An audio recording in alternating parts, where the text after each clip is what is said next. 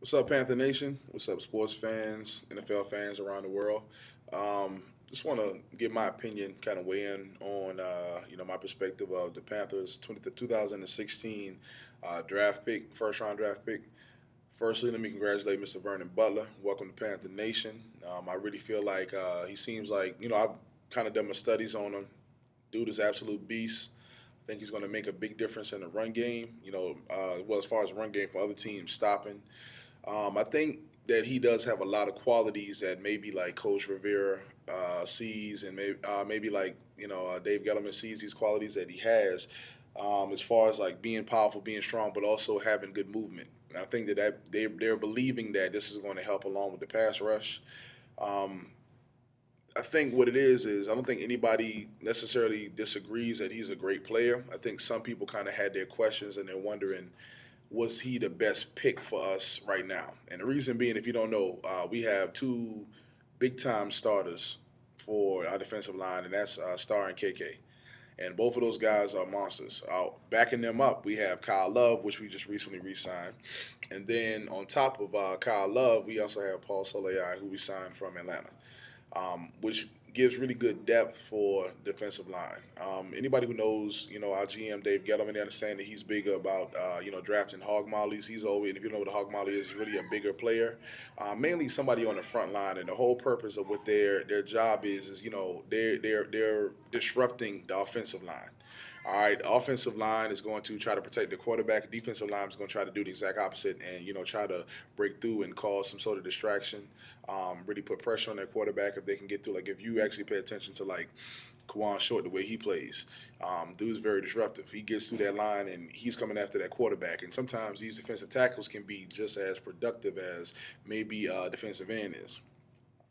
A lot of people question why would we go there in the first round.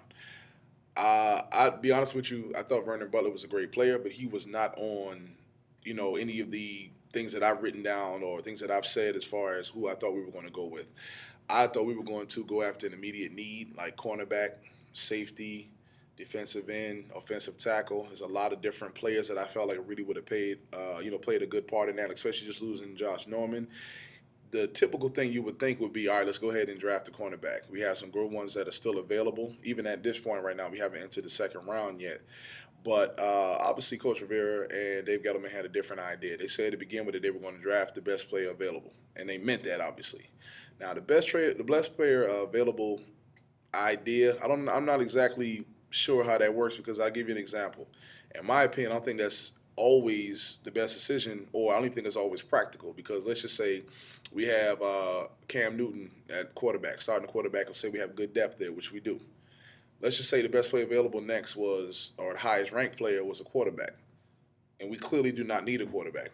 Would we draft that person? So I'm not quite understanding or quite sure as to what they're talking about or where they're going with that. But I do understand the concept of it. And basically, I guess from the boards that they had set up in the projections of where they would go and who's the best player, they felt like Vernon Butler was the best and they went with him. I've seen people, and people are going to have their opinions. I've seen people on both sides of this issue. I've heard a lot of people, Panther Nation, that are saying, well, I believe that, we should have gone for this safety. Like, I know a lot of people, and maybe they're projected differently, but I think of people like Jeremy Cash, Sua Cravens. I think about Kevin Dodd. Shaq Lawson already went to the Bills. So I think about Emmanuel Ogba is still out there. It's a lot of players that are still on the board that I really felt like we would have gone for first.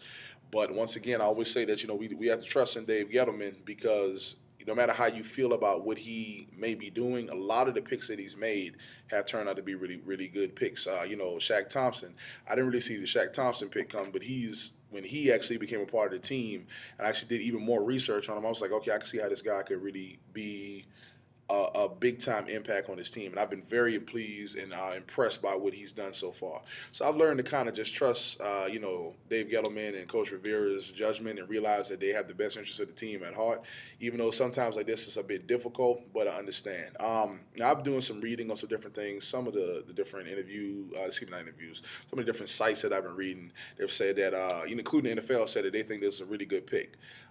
If you don't understand why anyone would say that, if you're just still trying to figure out why a cornerback or safety, may not have been the best pick in those situations, whenever you have the defensive line and you can add like serious depth where you have all of the players are good, you can keep a constant rotation.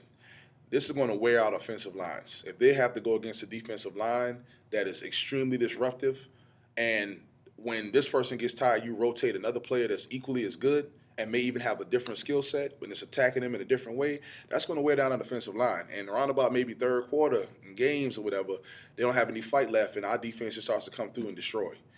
And we had a really high ranked defense this year, and I believe that this pick, even though it wouldn't have been what I decision I would have made, I'm also not getting paid millions of dollars to do that, so I'm gonna trust their judgment.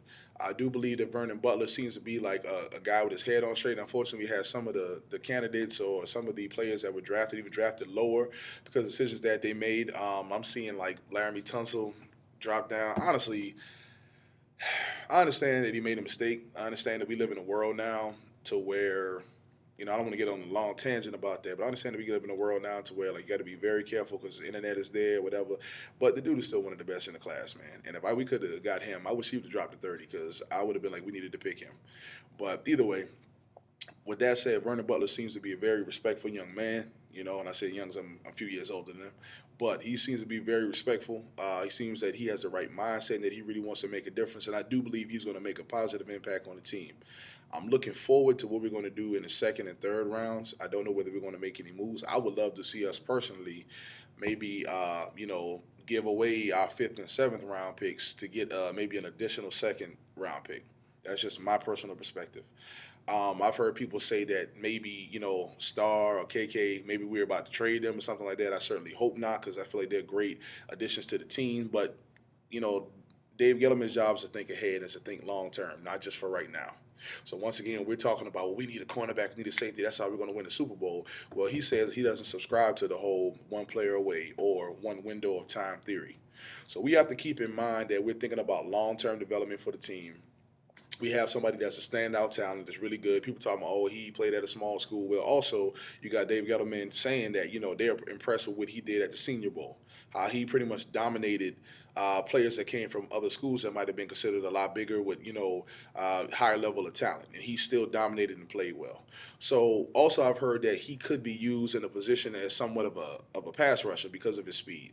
And to be somebody, I think he's like 6'4", 320 pounds. So the fact that he can even pass rush, I'm very impressed by that.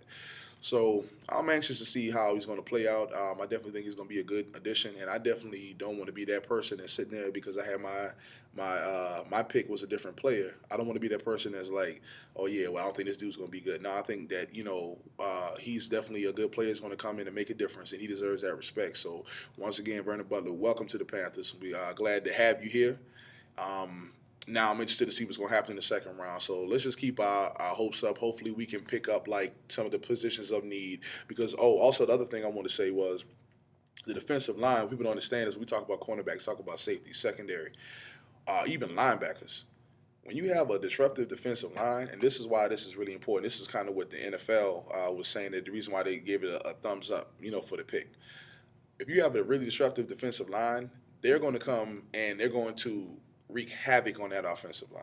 All right, they're going to have the quarterback running for his life at all times, and it's even better if you have pass rushers, in my opinion. But we'll stick with talking about the tackles.